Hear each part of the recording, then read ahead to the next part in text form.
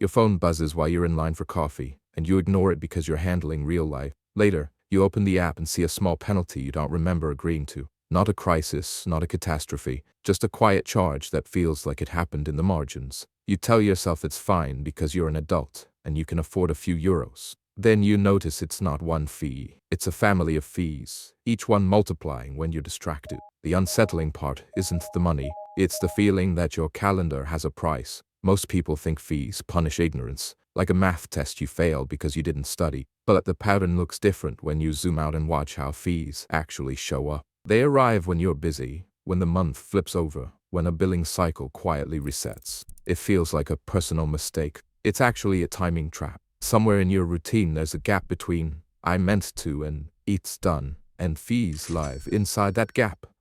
In a minute, we're going to map where that gap forms, and why it keeps forming even for responsible people. The modern fee isn't designed to be noticed in the moment. It's designed to be accepted after the fact. It shows up as a late fee, a convenience fee, an add-on you didn't remember clicking, or a tiny service charge for the privilege of paying your own bill. It feels like you're paying for a service. It's actually you paying for your attention to come back late. The system doesn't need you to be careless. It just needs you to be occupied, and busy people are occupied almost all the time. The fee doesn't fight your intelligence. It sidesteps it. Think about what busy really means. It doesn't mean you don't care. It means you're switching contexts, juggling tasks, and holding a fragile tower of obligations in your head. You're dealing with work, family, emails, appointments, and one more thing that's always, "I'll do it tonight." Fees don't attack your discipline, they attack your transitions. It feels like a random penalty. It's actually a predictable outcome of friction. If the only moment you can pay is a moment you don't have, the fee isn't an accident.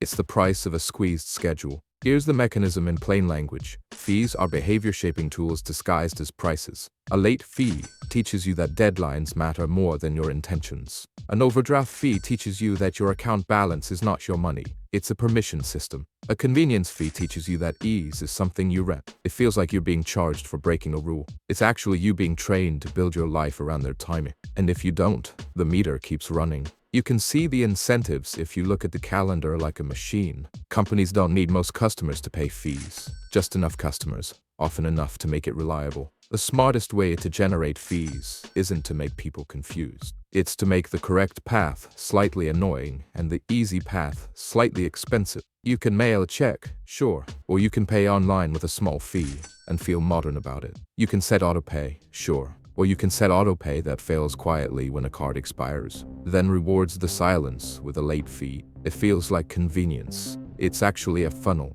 Autopay is especially sneaky because it turns attention into a liability. You stop looking because you think it's handled. Then a subscription raises its price, an add-on appears, or a free trial flips into a paid plan on the exact day you're traveling. You're not reckless, you're trusting your system. But if your system is "I'll notice later," that's not a system. That's hope with a user interface. In a second, we'll talk about the fee that's most dangerous because it doesn't feel like a fee at all. That fee is the small, painless one. The €2 convenience fee, the €5 late fee, the tiny add-on you accept because arguing with it costs more mental energy than paying it. Small fees aren't meant to bankrupt you. They're meant to be beneath your threshold for action. It feels like it doesn't matter. It's actually building a habit of surrender. Every small fee that goes unchallenged teaches you that the correct response to friction is payment. And the more you pay, the more you normalize it. The psychology is simple and kind of grim. Humans hate administrative tasks because they're low reward and high friction.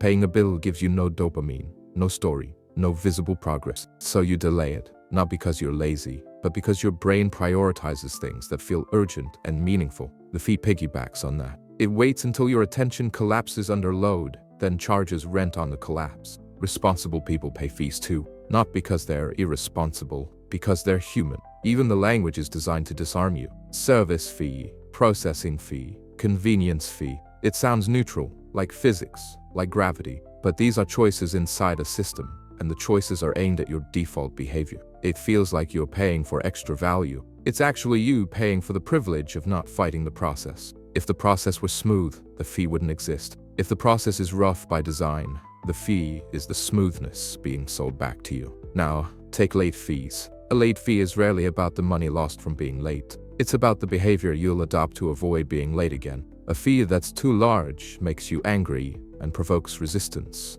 A fee that's small makes you shrug and comply. That's why late fees often sit in a sweet spot. Annoying enough to sting, small enough to accept. It feels like a punishment. It's actually a leash made of paper. And paper leashes are the best kind, because you forget you're wearing them. Overdraft fees are the purest example because they convert timing into profit. One day you're fine. The next day a charge hits before your paycheck clears. And suddenly your bank becomes a toll booth. You didn't buy something stupid. You lost a race by a few hours. It feels like your account went negative. It's actually the system deciding the order of events and charging you for the order. You can do everything right and still lose if your buffer is thin. That's not a morality tale. That's mechanics. So if fees aren't about math, what are they about? They're about predictable moments of inattention, billing cycles, due dates, renewal dates, travel days, busy weeks, new cards, expired cards, changing addresses. Any moment where your attention is elsewhere and your administrative life is still running. Fees exist because life gets messy, not because math gets hard. If you remember one sentence, make it that one,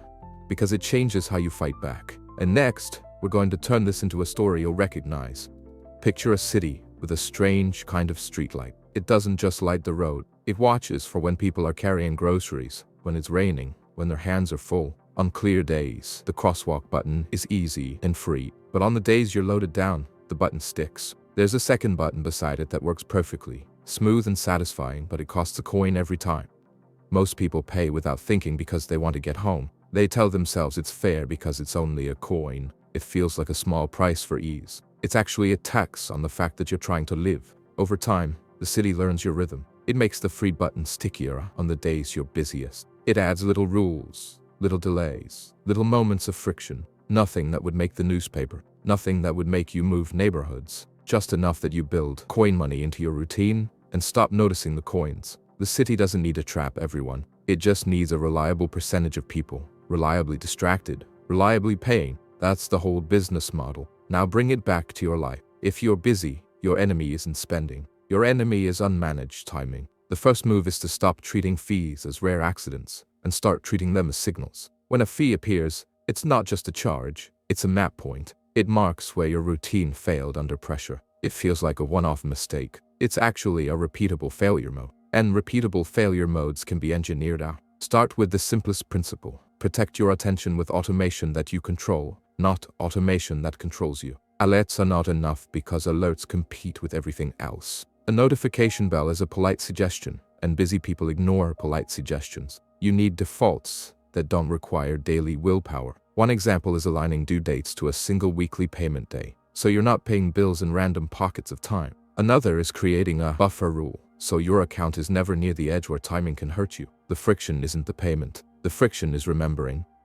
The fix is designing a calendar that remembers for you. Kill the fees by removing the conditions that create them. Late fees die when you remove the possibility of lateness. That sounds obvious, but it's not about being earlier. It's about making late impossible. You can do that by setting autopay for minimum payments as a backstop, then manually paying the full amount when you have bandwidth. You can do it by moving bills to a card that you only use for recurring charges, so you can audit it cleanly. It feels like extra work. It's actually fewer decisions, and fewer decisions means fewer fees. Third principle, run a fees audit like you'd audit a messy room. Not once, routinely. Open your statements and look for anything that smells like a penalty or a convenience tax. Late fees, overdraft fees, monthly account fees, subscription renewals, processing fees, add-ons, delivery fees that became defaults. Then treat each one the same way. Identify the trigger, add one layer of friction to the fee path, and remove friction from the correct path. For example,